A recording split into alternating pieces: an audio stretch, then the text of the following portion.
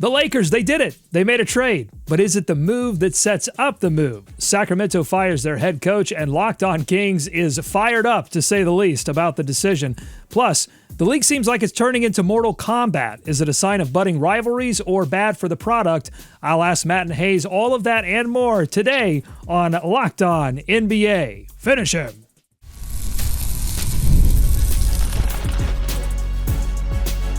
You are Locked On NBA, your daily NBA podcast. Part of the Locked On Podcast Network, your team every day.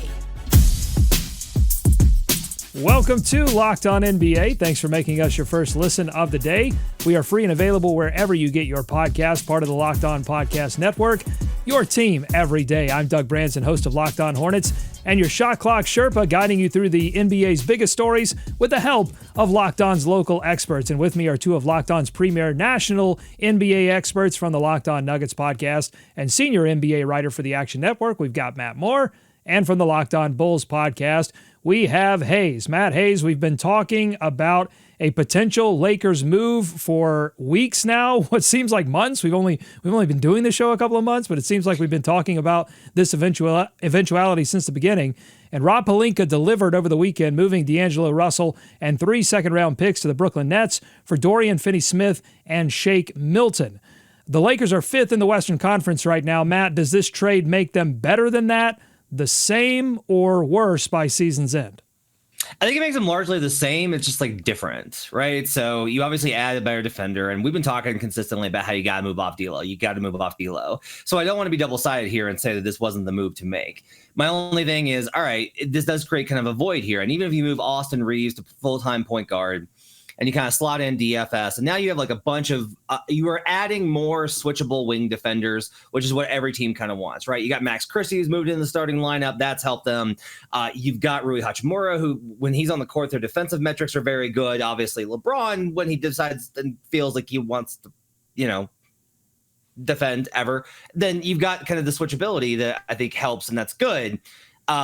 I'm just not sure that like DFS is going to all of a sudden spark something. And this has been more of an offensive team than a defensive one. I'm interested to see how this is going to work out. I think this move moves more in line with the identity that they want to have, but they do lose some shot creation. There's pluses and minuses. I think it's an overall probably long-term net, but I don't think in the immediate, it's like, oh man, they're going to be awesome now. I like this move a lot for him because I mean he's not averaging that many points less than D'Angelo Russell. He's a way better defender. I like this more so like once Jared Vanderbilt is back on this team and playing consistently, maybe then like at that point you have those 2 wing defenders that can be switchable for you, and we've seen that help teams a lot. So this helps. I don't know if it really changes where I have them seated in the Western Conference much, but it does help them add some perimeter defense, which that team was lacking in. What is he shooting about 40% from 3 so far this season as well? So he's going to be able to spread the ball out a little bit for him as well. Okay, Matt and Haize both touched on the role here for Dorian Finney-Smith. Let's kick it out to the experts over at Locked On Lakers, the Kamenetsky brothers, for more on that. I suspect they're going to have DFS playing off the bench and playing a pretty significant role off the bench, where you've got your 5 starters that are established, and then the bench is Gabe Vincent, Dorian Finney-Smith, Dalton Connect, Cam Reddish, and center X. As much as I like D'Angelo Russell, and they are going to miss what D'Lo provided, what he was able to provide for them just isn't as important as what theoretically a genuine 3-and-D wing who can guard up in ways that say like Max Christie can't. They did not overpay for Dorian Finney-Smith. No. Like the idea of 3 second-round picks and then expiring, even acknowledging what needs to be replaced with D'Angelo Russell going out the door, what they gave up for what they got in return was more than fair, but also frankly less than some of us had thought it would be leading up to this day. This trade marks them making an investment in the Lakers. Will they make more? I mean, in LeBron and AD, will they make more? Remains to be seen. Okay, Haize, that's the question on the board. Is this the move that sets up the move? And if so, what do you feel like they need to address more pertinently? Do they need to go with center help or playmaking? And what are the options that you see for them out there right now? I mean, there's definitely a lot of center options out there potentially. I mean, one of the things that the Lakers maintain their flexibility is that they still have those 2 first-round picks. Now, I know they only want to move one of them, but they still have that. And they could still, Matt said, I think on our last episode, if the Lakers wanted to call up and they wanted to get a guy, they can. It's just, are they willing to give up what's needed to get that guy? And they still got something to snatch one of these guys from the team, whether it's Robert Williams, whether it's somebody else out there that's available.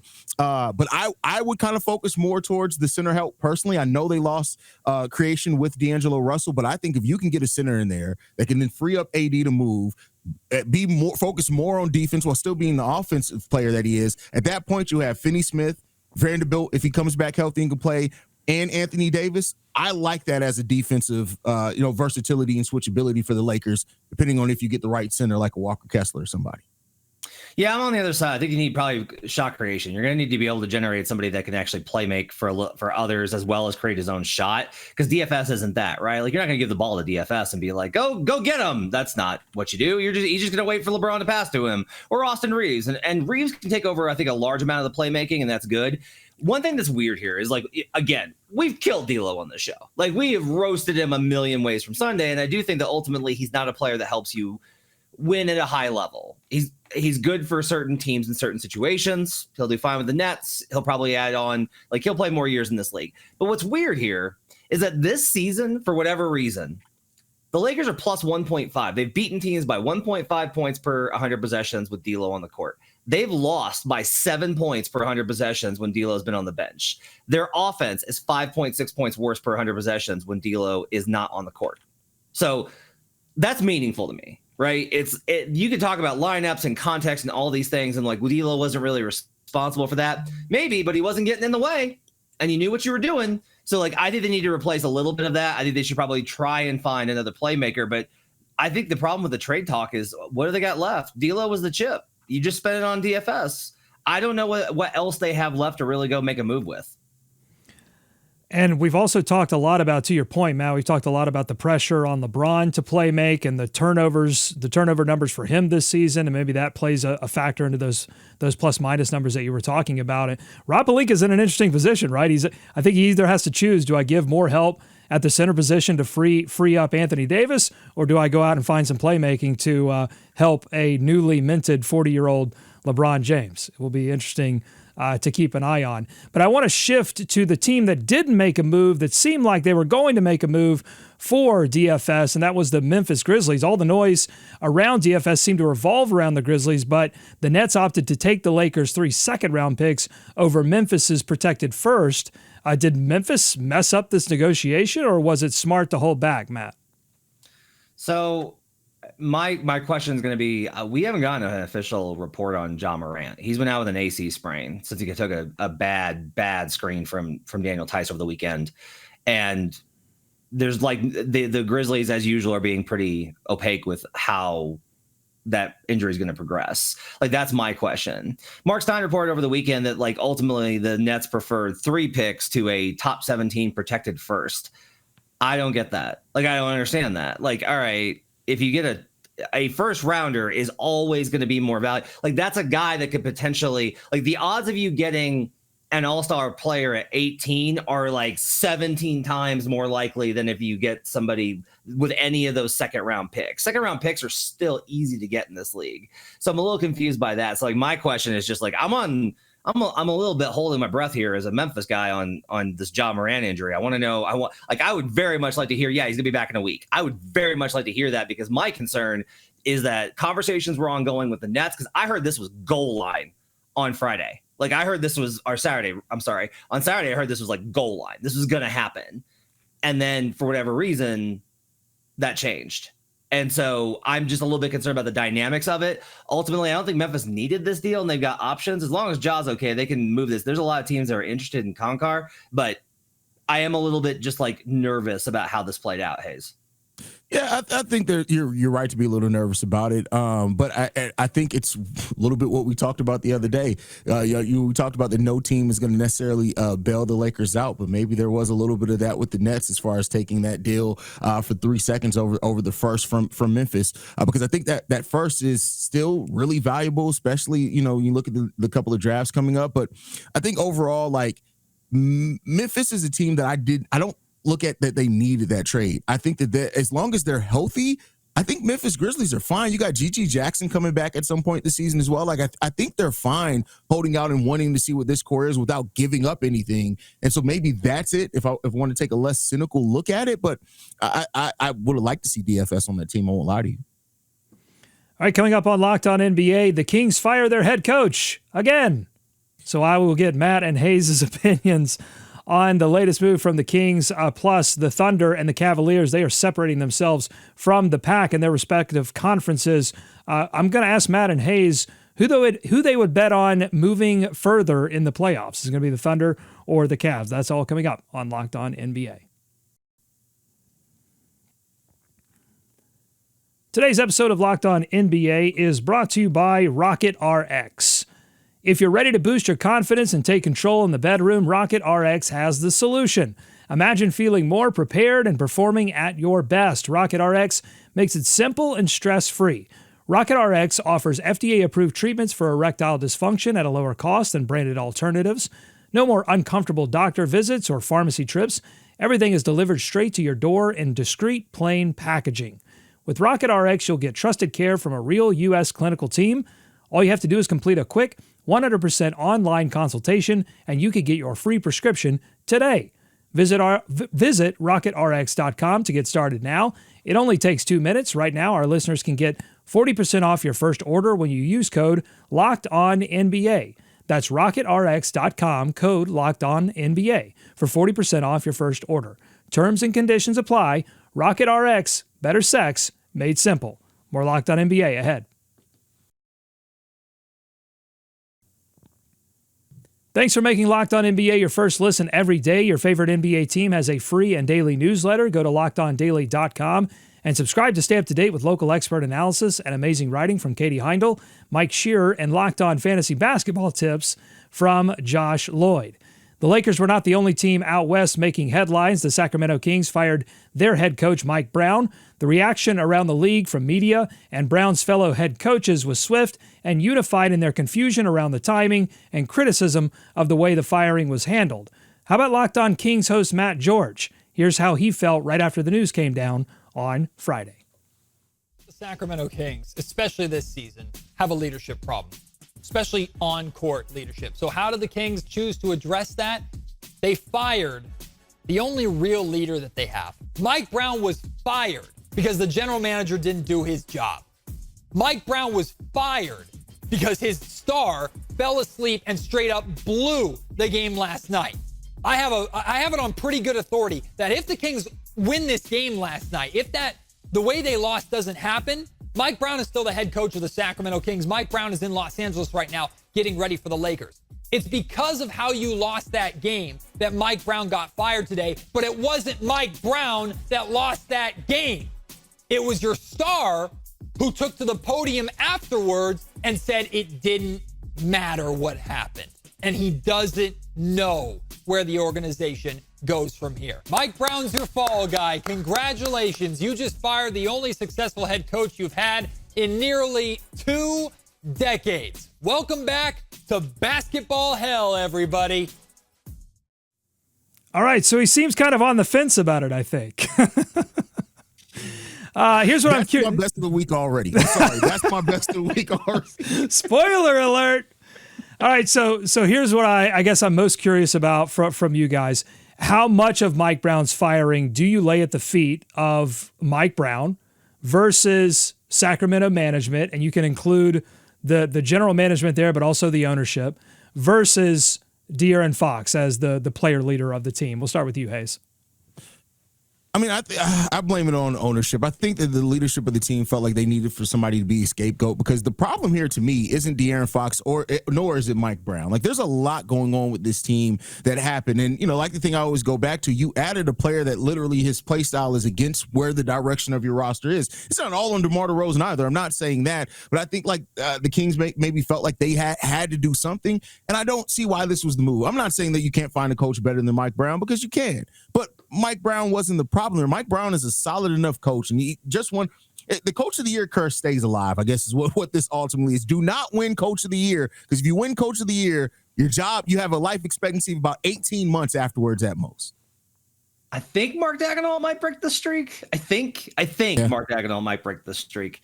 A great site called Kings Herald kind of broke down the problems that they were having this season under Brown and some of the rotation stuff. Everyone was really mad about Keon Ellis not playing. And I think Keon's a really good player and a very great defender and is going to have a long career in this league. But I'm also just guys, let's not go crazy over Keon Ellis. I'm not going to blame Fox because this is just kind of what happens with stars. This is on management to me. Tom Ziller in his Substack made a really great case against Vivek and kind of the shadow organization. And this is something you should really read. Go check out Tom Ziller's Substack on this and read about kind of the shadow organization surrounding Vivek, because it's so much more common, I think, that people realize in the NBA, that there's always the front office, and then there's a structure above and outside of the front office that surrounds ownership that impedes with basketball decision making. But I will say, look, they tried to get Pascal Siakam and they weren't willing to give up the assets. They couldn't get the deal done. They tried to get OG Anunoby. They wouldn't give up the assets. They couldn't get a deal done. So, and then they thought that they pulled a rabbit out of a hat and were we kept all these guys and we got DeMar DeRozan. So it's better. We got DeMar and we still have all these pieces, but you move too slow. And the problem is, I've been trying to explain this. DeMar is such a great player individually that makes others worse. And I don't think it's his fault. It's just what happens. And we see this with Keegan Murray, and we've seen this with Domantas Sabonis, and we've seen this with Keon Ellis, and we've seen this with all these, with Evan Herter, guys that were really plus contributors 2 years ago when they made the playoffs, and that was such a great run. All of a sudden, everyone looks terrible now that DeMar is there. And it's unfortunate this kind of has worked out this way. But the guy I know that wasn't responsible was Mike Brown. He's just been a good coach in this league. He's tried to get better every year. He's learned from Steve Kerr. He's tried to take in all this information. He's brought new identity. He's a guy that holds people accountable. And it just sucks that once again, the coach is the guy that takes the blame for Sacramento's continued inability to get things right under Vivek Ranadive. Yeah, I have a lot of experience covering an organization that had some very questionable decisions from ownership in the Charlotte Hornets, and a lot of it was being frugal, and a lot of it was not being aligned in your vision, and all of that stuff leaks down. So I'm with Matt here. What I would say to anyone that would blame Mike Brown or De'Aaron Fox is you have to go a couple of levels higher and say, were any of these people set up for success? And was there alignment? Because I think when there's alignment between ownership and front office and coach, then everybody gets on board. Players get on board with the vision, and you don't have any of the rifts that I think we were starting to see open up between Fox and Mike Brown, which they were real.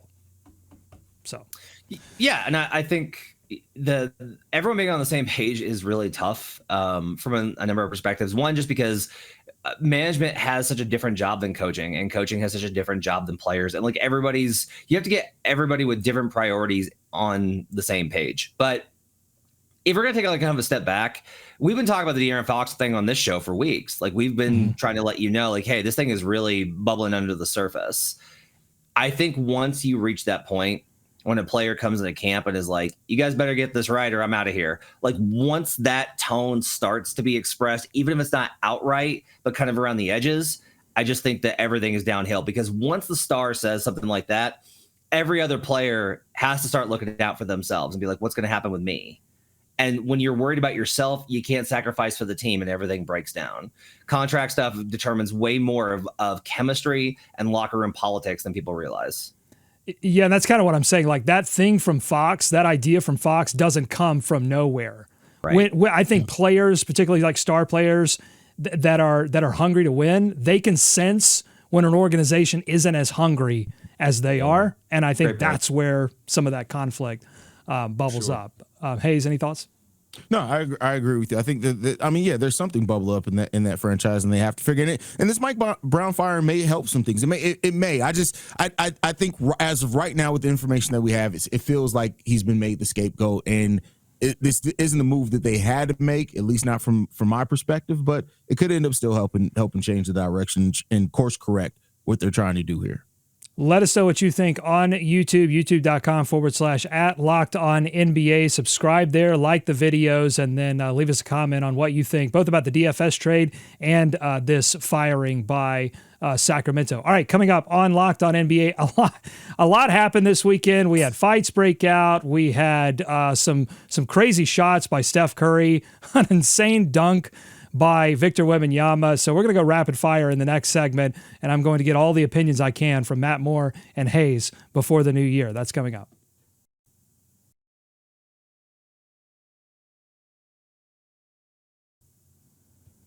Thanks again for making Locked On NBA your first listen every day. Okay, Matt Haize, a little rapid fire here. I want to know what the most impressive thing was this weekend, but I am going to consolidate this down a little bit, giving you a multiple choice option here, okay?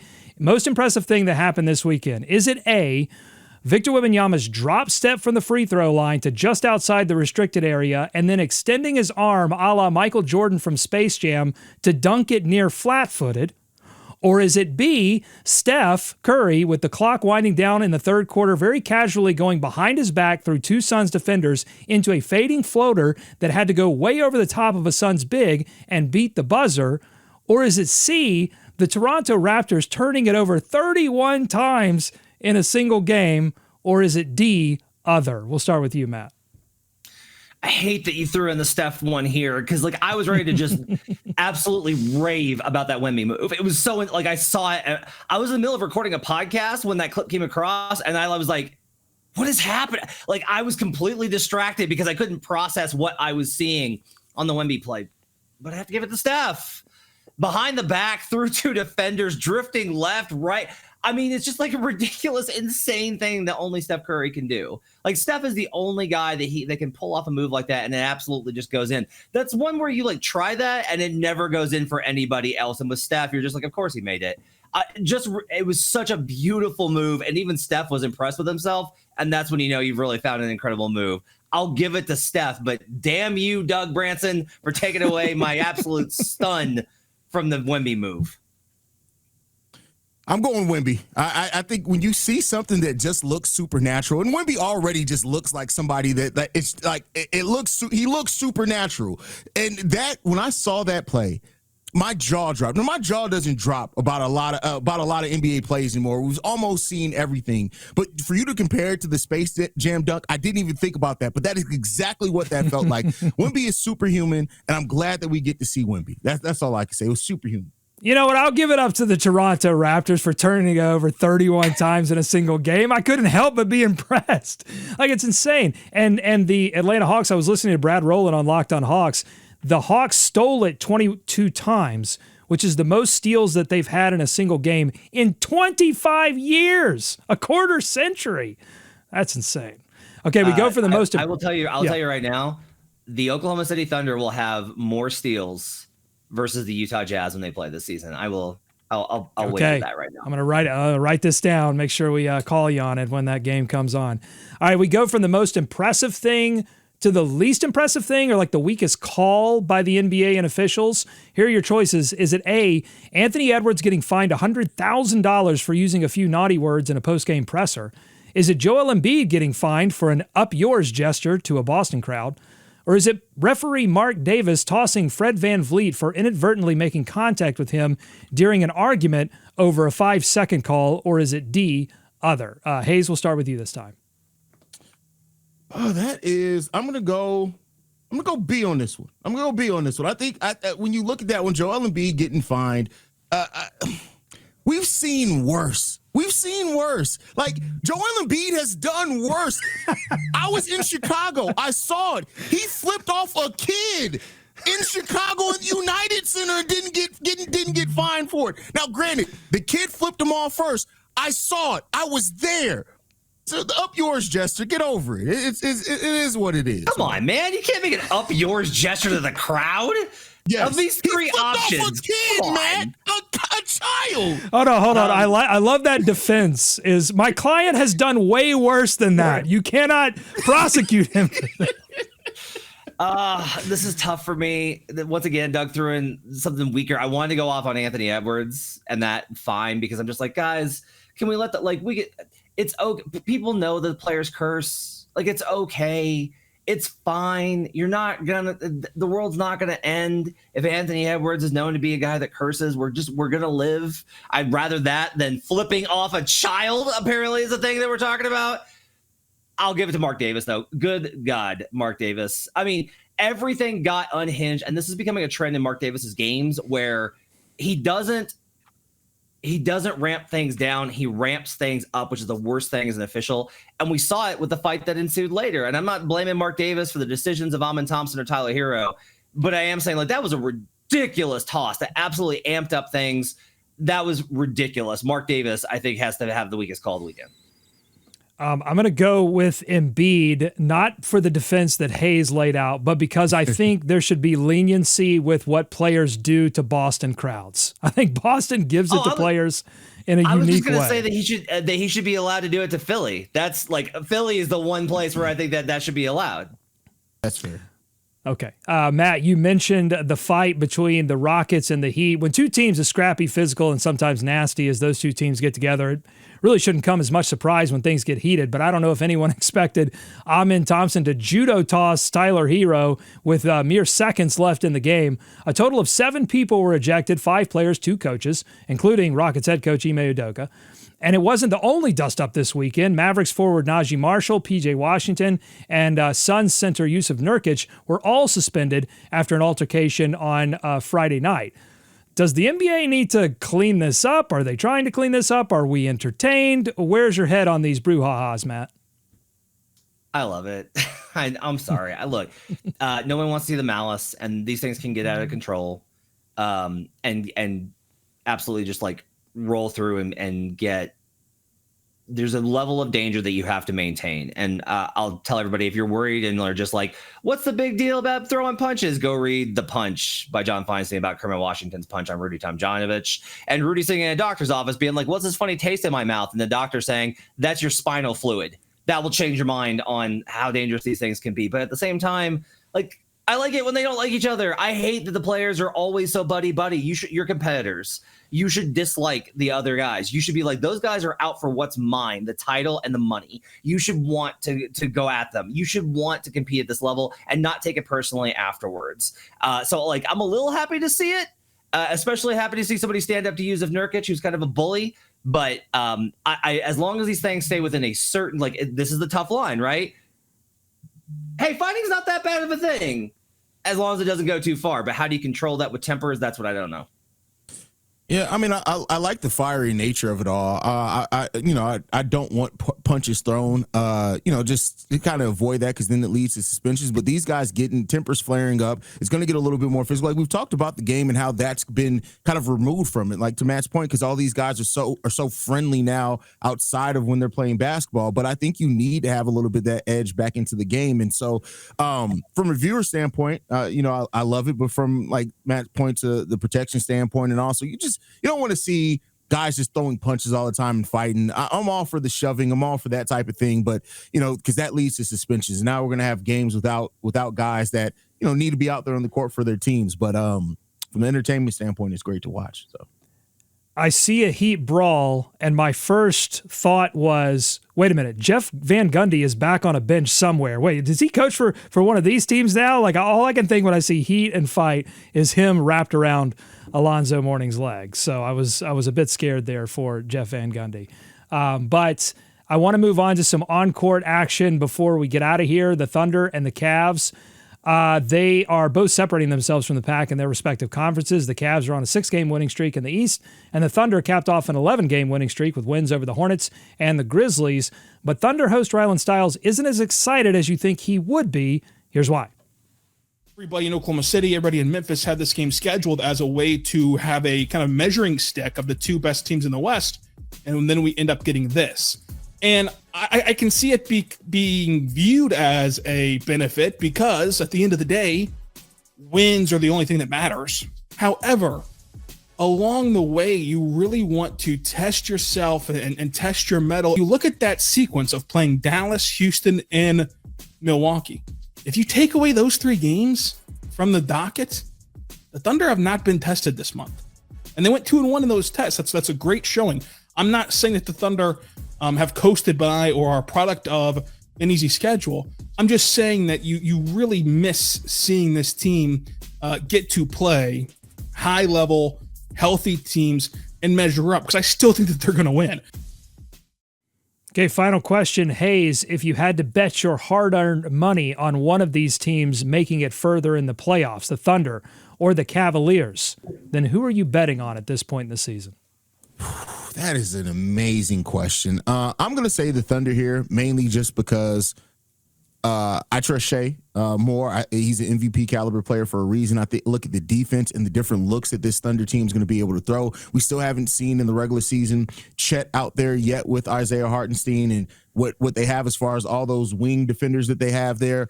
I just look at that and I trust that more. I think when the way that that series goes on and how defense becomes more and more important as series goes on, I trust the Thunder to be able to adapt to that. To the varying situations more than I do the Cavaliers right now. I'll take the Cleveland Cavaliers. We got a still very young team in the Thunder. And while I don't like to over-index on cup games or one individual game ever, I worry about OKC's ability to knock down shots in the biggest moments. We saw this for years with the Bucks, where it was like their formula was really great, but they just couldn't make those shots. Like, you have to be able to knock those down. And OKC's not quite the same shooting team they were last year. That's concerning. You got to have guys that can make the biggest shots in the biggest moments. That open 3-pointer, when it's, you come back from down 10 and you're down 2, can you hit that open 3-pointer on the road and silence the crowd? And I worry about that with OKC's guys. I don't worry about it as much with the Cavs guys. They have so many guys I think that can step up and deliver. And the other thing here, I've been trying to say it on the show for weeks. Boston Celtics took their 6th home loss yesterday. They had 4 all of last season. The Boston Celtics are vulnerable. And if you're going to tell me the Celtics are vulnerable, I'll take any team in the Eastern Conference over anybody that's got to go through the West. What scares me a little bit about the Thunder is that they're winning so much, and it's not about the level of competition that they're playing. It's about a young team building an identity, and then you're going to have to reintroduce Chet Holmgren back into that very late, theoretically very late in the regular season. And I just wonder how all of that is going to work. And so if I were betting, I think Cleveland is the less risky prospect at this point. Let us know what you think on YouTube, youtube.com/@LockedOnHornets. Make sure you're commenting. Thanks so much for listening every day. If you like what you heard, subscribe to Locked On NBA wherever you get podcasts, including on YouTube. Thanks for making Locked On NBA your first listen. Enjoy tonight's action. Be kind to each other. I'm out for a few days, but Matt and Haize are going to have you covered tomorrow on Tuesdays. Locked On NBA. Happy New Year, Doug!